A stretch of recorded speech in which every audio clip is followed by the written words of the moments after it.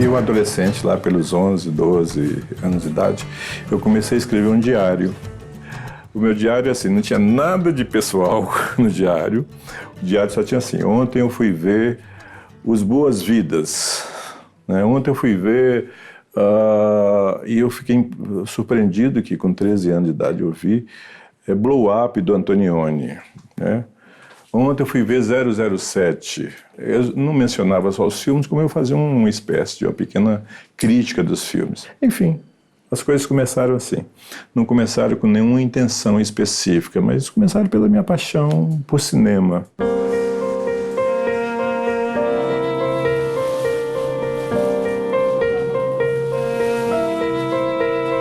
É preciso redobrar a atenção em um encontro com alguém como o Joelzito Araújo. Porque com a minha cor de pele, talvez seja só uma mera questão de tempo até que eu cometa algum equívoco nesse meu lugar privilegiado. Bom, o Joel foi um dos primeiros a mostrar que não existe democracia racial no Brasil, por mais que essa imagem de povo unido esteja grudada em nós. E o Joel mostrou isso com o cinema. Mostrou depois como o cinema é um território racista, talvez o mais racista de todas as artes. E o Joel continua fazendo cinema, lidando com rótulos e estereótipos. Sem perder uma doçura que, assim, antes do encontro, eu não sei muito bem como explicar. Só sei que vou ter que pegar um barco para encontrar com esse homem que vem mudando as coisas neste país que precisa mudar tantas coisas. Encontrei aqui, eu não vou embora. O Joelzito mora numa ilha. Oi? Não é demais isso? Oi. Uma casa azul com janela amarela, não é? Ele tá esperando mais um.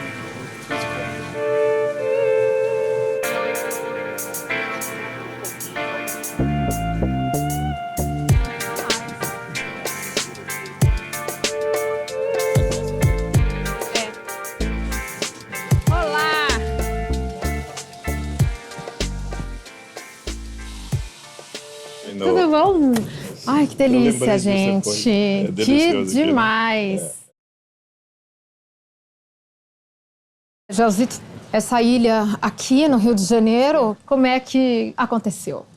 Eu estava dirigindo o programa Espelho, né, de Lázaro Ramos, e naquela temporada nós resolvemos filmar, fazer todas as entrevistas nessas chalanas que vocês vieram. E eu passei de frente a essa casa, fiquei encantado. E o Lázaro, falei, Lázaro, acho que eu queria morar aqui. Ele falou, olha, sim, eu também queria, não sei o quê. Ele botou fogo. Bem, então isso aqui é um cartaz que foi... não é um cartaz, né? É um dos artistas que desenharam as capas dos discos do Fela que fez. Aí quando eu vi essa obra eu fiquei apaixonado, falei, eu quero.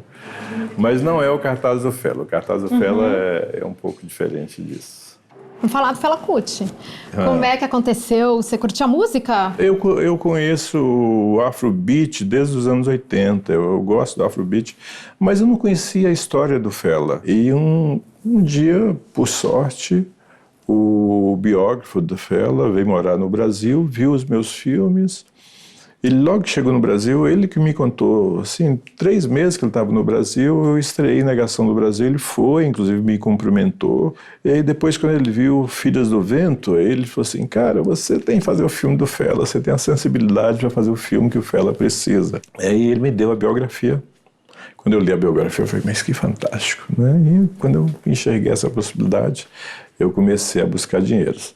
Foram 7 anos buscando dinheiro para conseguir fazer o filme. Então, quer dizer, esse tempo, até ele falar que começou uma conversa lá nas Filhas do Vento, foi uma dificuldade de financiamento. Foi, de financiamento, porque nós temos essa bobagem, sabe? Assim, nós já fomos um grande player global, nós somos um país de referência. Só que quando a gente, como realizador, vai fazer alguma coisa, parece que a gente só tem que fazer coisa para dentro, a gente não pode olhar o mundo. Por que o norte-americano pode olhar o mundo, o francês pode olhar o mundo, o chinês pode olhar o mundo? Essa dificuldade você acha que era de um cineasta brasileiro querendo falar de uma personalidade estrangeira? Exatamente. Eu estou, na verdade, falando de um líder negro, sabe? É uma história de negritude. E, por fim, também foi um jeito meu de trazer para o cinema uma série de sentimentos e de reflexões que eu tenho sobre a África, né? O colonialismo na África deixou uma tragédia. Quer dizer, os grandes idealistas africanos foram praticamente quase todos assassinados, né? São poucos os países africanos que eu tenho respeito pelos governantes, né? Então, eu tinha vontade de um filme que ajudasse a refletir essa tragédia contemporânea na África, sabe? Mas que ao mesmo tempo tivesse amor pela África, como eu tenho, sabe? Assim, eu sou crítico à África e tenho muito amor pela África.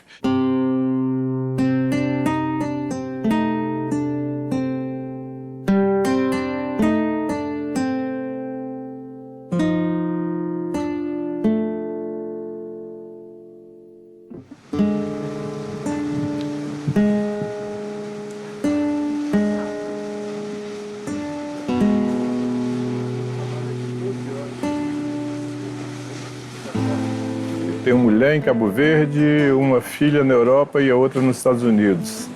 Então eu estou sempre viajando, além disso, por conta dos filmes, por conta dos projetos. Então essa casa acaba sendo um momento em que eu estou mais sozinho e eu aproveito o máximo, né? Para escrever, para resolver meus projetos e por aí afora. E ela é uma casa sedutora, é uma casa muito... Ela é tão sedutora quanto a minha mulher. Então, às vezes eu estou aqui querendo sair para ir no cinema, ir no evento, aí a casa fala comigo, que nada, Joel, abre um vinho, liga a televisão, vamos ver ali uma série, tá entendendo? Para sua mulher ser bom, ela deve gostar disso, da casa, né? Tipo uma aliada dessa mulher, né? Uma aliada.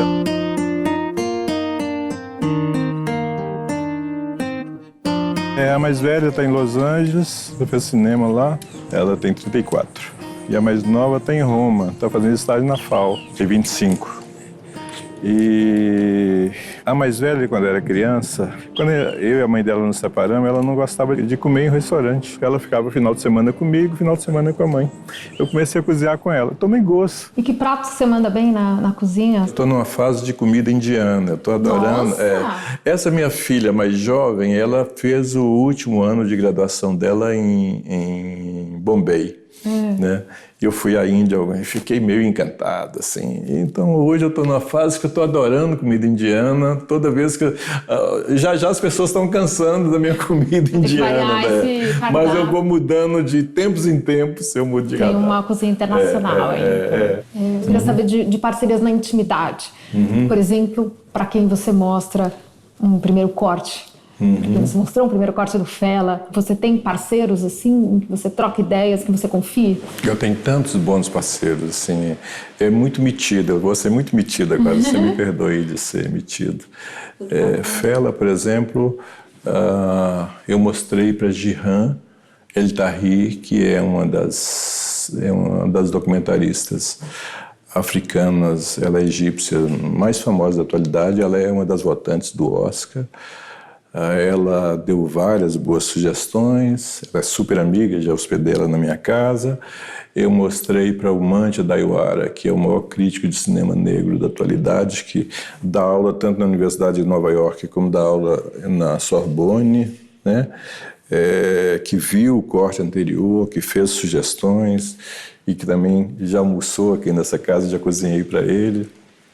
Eu mostrei para o Haile Gerima, que eu considero o mais antigo e mais interessante cineasta negro etíope, que é dos Estados Unidos e vive em Washington, dá aula na Howard University. Enfim, eu mostrei para uma opção de gente, como eu mostrei para o Lázaro Ramos, como eu mostrei... Enfim, agora, assim, o meu convívio... Você tem essa coisa internacional mesmo, né? O meu convívio próximo é minha mulher e minhas filhas. Né? Que estão espalhadas, então é isso, né? Esse mundo Mas nós pequeno, estamos todos os dias lá no WhatsApp, falando por Skype. Então, graças à vida que me ha dado tanto. Isso. Né? Eu tenho, assim, esse prêmio, esse grande prêmio.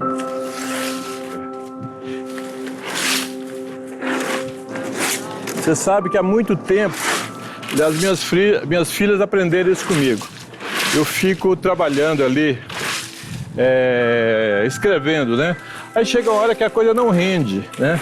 Aí eu aproveito e vou na cozinha, lavo um prato. Eu falo com elas, Gente, é a melhor terapia. E quando você volta, você tá com a cabeça fresca para poder... Então eu adoro cuidar do meu quintal também.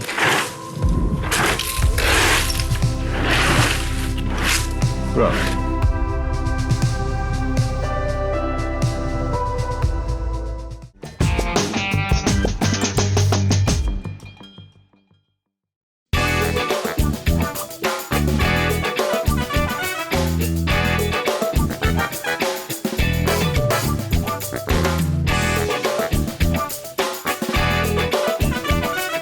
Eu fiz um teste vocacional, que eu estava muito em dúvida do que eu queria fazer. Mas, de certa forma, eu queria fazer psicologia. Mas, para minha surpresa, o teste deu primeira indicação, comunicação. Segunda indicação, psicologia. Terceira indicação, arquitetura. E hoje eu sou absolutamente apaixonado por arquitetura. Se eu não fosse diretor de cinema, eu seguramente gostaria de ser arquiteto, que eu amo arquitetura. Então o teste acertou perfeitamente. A psicologia foi inicialmente interessante para mim como uma compreensão das minhas, uma tentativa de compreensão das minhas angústias. Né? E depois eu percebi que a psicologia é uma coisa muito útil no cinema. Né? Dirigir equipe e atores, a psicologia então... Quando eu cheguei num set, especialmente quando eu fui dirigir Filhas do Vento, assim, eu percebi que eu tinha um maior tato, né, para lidar com isso.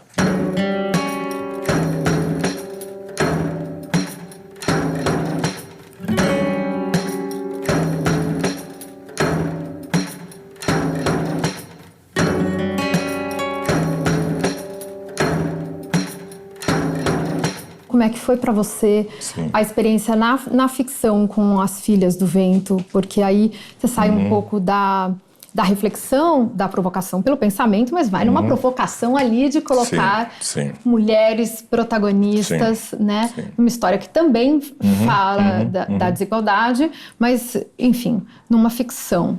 É curioso, assim, porque agora também eu estou preparando o meu próximo ficção, que chama O Pai da Rita, que é uma comédia romântica. Uma comédia sobre paternidade do homem negro. Né? Eu tenho essa tendência de...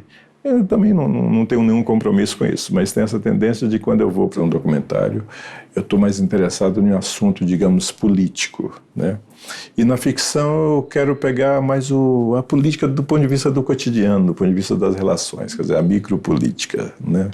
Joelzito, eu fiquei muito impactada com um depoimento seu, como a culpa foi um combustível para te levar para essa consciência e para o ativismo. Queria que você falasse um pouquinho disso.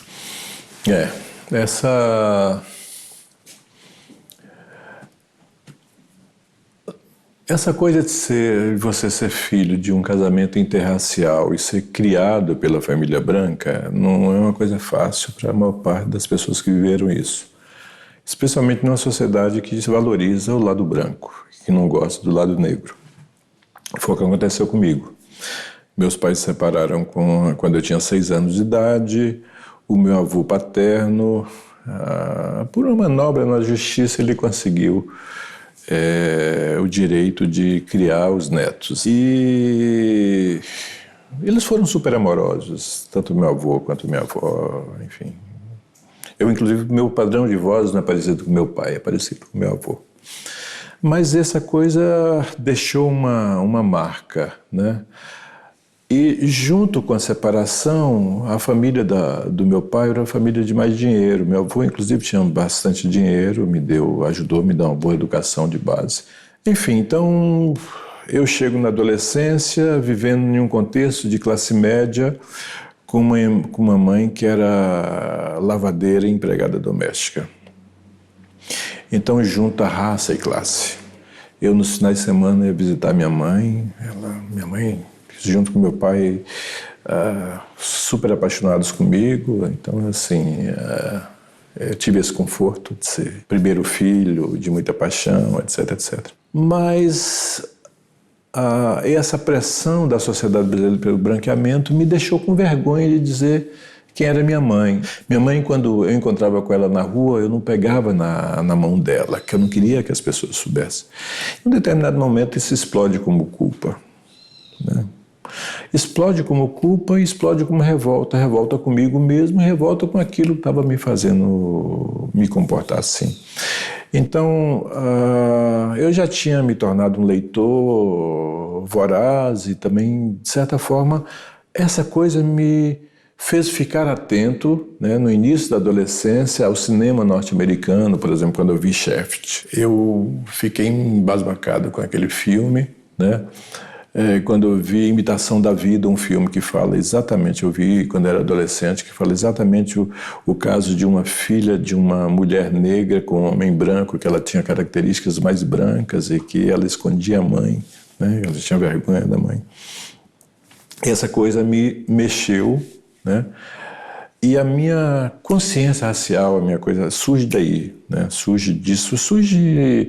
Eu não comecei a participar do movimento, etc., para poder... Né? Tanto que quando eu cheguei à universidade, que eu me aproximo do movimento negro, eu já aproximo como uma pessoa de muito conhecimento e já de bastante leitura. Então, eu me afirmava como negro, eu defendia a minha mãe, eu defendia o orgulho negro, e aí o universo começou a conspirar a meu favor. À medida que eu me afirmava, né? À medida que eu tinha orgulho do meu lado negro.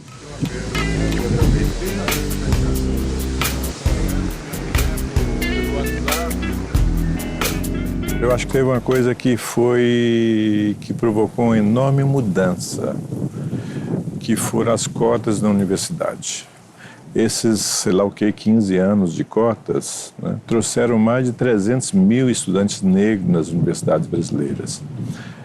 Desses 300 mil, acho que 80% deles já estão no mercado de trabalho. Se não estão empregados, estão lutando pelo seu lugar no mercado de trabalho.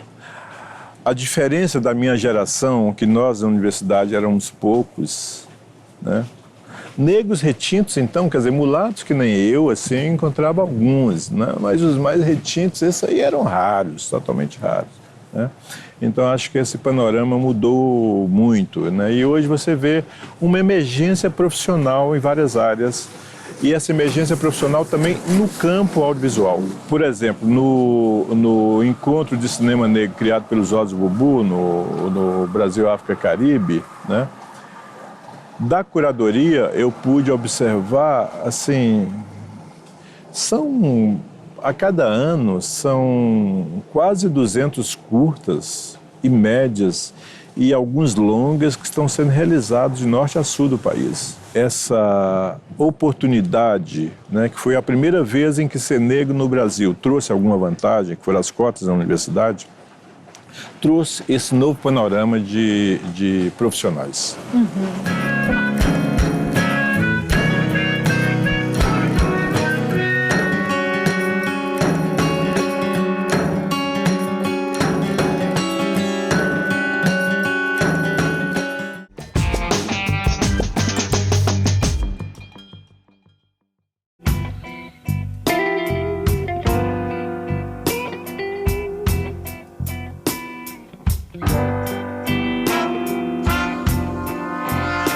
Começo do filme, da negação do Brasil, um depoimento em primeira pessoa lindo e citando filmes, referências para você. Sim. Terra em Transe, La Dolce Vita. Exato. Foram filmes de formação mesmo, dessa filme juventude. De formação. A minha cidade, olha só que Brasil diferente que era. A minha cidade, Nanuque, tinha 80 mil habitantes e tinha 3 salas de cinema. E uma delas era praticamente uma sala de cinema de arte, né? Enquanto você assistia filmes, o Brasil assistia telenovela. Sim. E aí, quando você colocou ali o foco nas telenovelas, a gente... Aquilo ali teve uma repercussão porque a gente conseguiu se olhar muito bem. A nossa formação é em novelas, né? Se a gente avançasse nessa pesquisa e você fosse fazer a negação do Brasil hoje, Joelzito, que você acha que tem acontecido? Eu teria dificuldade, que eu não estou aguentando mais telenovelas. Eu acho que as telenovelas não se renovaram. Eu acho que, na verdade, você está vivendo hoje um novo período, um novo tipo de telenovela, que são as séries, né? Mas nos anos 70 e 80, você teve Braulio Pedroso, Dias Gomes, Janete Claire e tantos outros, né? A minha impressão é que o público de telenovela envelheceu. Eu acho que talvez até por isso é que os criadores, os roteiristas, os produtores não estão tão mais preocupados com inovação, né? Por conta do envelhecimento do público. Não é à toa que começam a aparecer as telenovelas mais conservadoras ainda. Enfim, não vou me abster de fazer críticas aqui agora.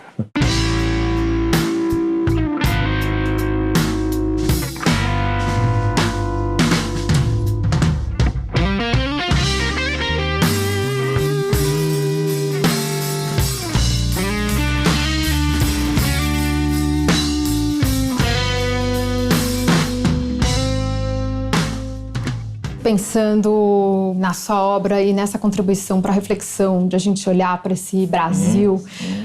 E aí, como é que começou essa história da gente ficar tão preso a essa imagem de país dócil e bem resolvido com essa nossa herança colonial? Isso, veja bem, não é só uma invenção brasileira, né? Nos países latino-americanos, de modo geral, tem essa invenção. Antes do Gilberto Freire, teve outro, um mexicano chamado José de Vasconcelos, que criou a ideia de que a gente era diferente, porque aqui fundiu europeus, índios e negros, né? Então se criou a raça cósmica, né? O que é, como intenção, uma coisa muito bonita, na verdade virou uma cortina de fumaça para não enfrentar o passado da escravidão, que foi cruel, e que persiste até hoje, né? Então nós temos uma dificuldade de olhar para o passado, de enfrentar o passado, que leva aos problemas do presente, né? Mas essa ideia da democracia racial, que é um desejo, eu aceito como desejo, né? não como realidade, ela é, portanto, uma coisa que aconteceu em quase todos os países. Se você for no Equador, você vai ver as mesmas coisas. É uma ideia México, que, então, é uma cegueira da América Latina. É uma cegueira da América Latina.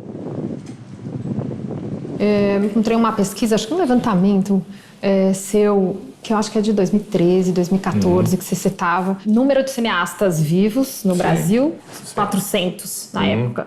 8 negros. Eu acho que o cinema brasileiro ele é racista e machista. E se você for comparar os dados, né, assim, os negros no mercado de trabalho, saúde, etc., você vai incrivelmente constatar que o cinema é o segmento mais racista da sociedade brasileira por conta das oportunidades. Isso, eu achei uma coisa muito forte de você como cineasta falar e de você ter conseguido furar isso. Sim. A sua rede de contatos, e você faz cinema por uma rede construída no exterior. Exatamente. Todos os meus primeiros filmes eu só fiz por conta de uma rede que eu fui construindo nos Estados Unidos, a partir de financiamento da Fundação Ford, da Fundação Kellogg's, de outras fundações norte-americanas. Senão eu não teria feito o filme, se eu dependesse daqui, né? Só a partir de Filhas do Vento é que eu comecei a ter algum patrocínio, né? Eu sempre tive essa dificuldade, mesmo com todos os prêmios, mesmo com o lugar que eu ocupei para chamar atenção sobre essa questão racial no Brasil, sobre o quanto que a gente tinha que rever o nosso imaginário, a nossa compreensão do passado e do presente. Eu sempre encontrava aquelas pessoas e falava: Joel, eu adoro o seu trabalho, sabe? Isso é muito que você faz, é muito importante. Mas na hora de ceder dinheiro, nada, né? Eu percebi assim, não adoro tanto assim, né? Até hoje eu sinto um certo estigma. É como se eu fosse radical demais. Quando eu me acho até muito light, tá vendo? Existiu esse momento claro na sua vida em que você percebeu? Primeiro que esse sentimento, né, enfim, que você tinha era, na verdade, reflexo de um problema estrutural do país, e depois houve um momento em que de uma decisão clara em que você falou: bom, eu vou lutar para mudar isso, vou lutar para dizer, não, aqui não tem democracia de raça. Teve um momento em que você decidiu isso ou a coisa foi acontecendo? Teve um momento que isso aconteceu forte, logo quando eu entrei na universidade. Quando entrei na universidade, tinha poucas pessoas do movimento da universidade, a gente era amigos, então eu já tinha uma identidade com eles, achei legal de ter essas pessoas. especialmente quando eu mudo de Belo Horizonte para São Paulo, né? Mas aí quando eu mudo de Belo Horizonte para São Paulo, eu já era uma cabeça nesse sentido. Tanto que os meus amigos em São Paulo, naquele período, quando eu mudei, foram Sueli Carneiro, a Edna Roland, o Edio Silva, o Cuti. Aliás, todo mundo fala, Joel, militante do movimento negro. Eu não sou militante do movimento negro, eu não estou associado a nenhum grupo do movimento negro. Tal. Eu tenho orgulho de ser esse companheiro de jornada, né, do movimento negro e de ser amigo das grandes cabeças. Então foi uma sorte, porque, como eu disse antes, porque a partir do momento que eu passei a ter orgulho, né, da minha origem negra, o universo conspirou a meu favor, né? Então hoje eu sou muito grato, assim, eu não tenho o mínimo ressentimento, eu tenho muita preocupação com o Brasil, tenho muita preocupação com esse momento conservador que a gente vive, preocupação com essa polícia que não tem consciência, que ela foi treinada para matar pobre, especialmente pobre negro, jovem negro, sabe assim? Então a gente vive um momento muito trágico, muito trágico.